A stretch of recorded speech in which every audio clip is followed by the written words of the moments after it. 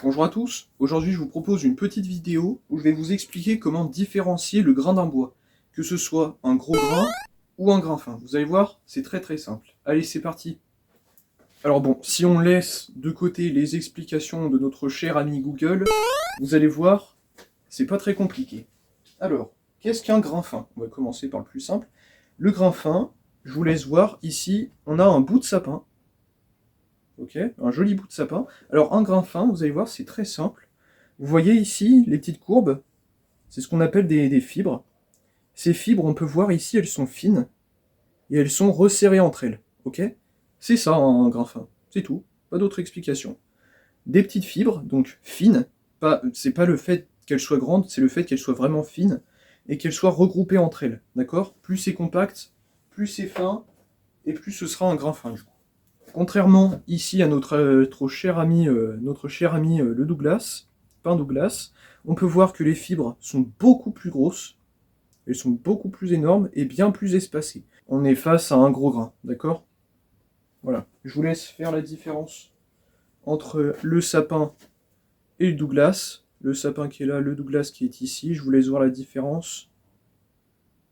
Vous voyez bien? Voilà, donc le sapin. Alors, ce que je veux dire, c'est que le sapin, c'est un grain qui est fin, comparé au Douglas qui, lui, est un gros grain. Ok?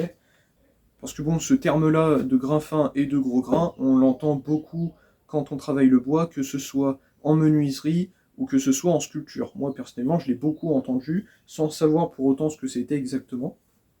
Par contre, le Douglas, lui, va pas être utilisé en sculpture, ça c'est sûr et certain, et il va être très peu utilisé en menuiserie, tout simplement parce que c'est un bois qui est très cassant, il faut faire extrêmement attention avec lui, il faut toujours être précis, avoir des outils qui tranchent, mais voilà, le Douglas c'est plus utilisé dans tout ce qui est charpente et ce genre de choses.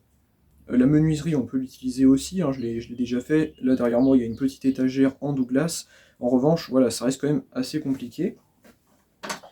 Par contre, pour ce qui est grain fin, alors je vous le montre, mais par contre, je vous garantis pas que vous allez voir. Voilà, là on est face à du tilleul. Ok. Alors le tilleul, c'est le bois le plus utilisé en sculpture. Là, vous l'avez peut-être pas vu à la caméra, parce que même à l'œil nu, c'est assez compliqué à le voir. Néanmoins, j'arrive à apercevoir quelques fibres, donc il va falloir me faire confiance. Mais de ce que je vois, c'est qu'on a des fibres beaucoup plus fines que le sapin, et elles sont un peu plus serrées que le sapin. Ok, donc là on est face à un bois qui a un grain vraiment fin, et qui va être donc très facile à travailler, que ce soit dans la sculpture sur bois, ou bien dans la menuiserie. Ok.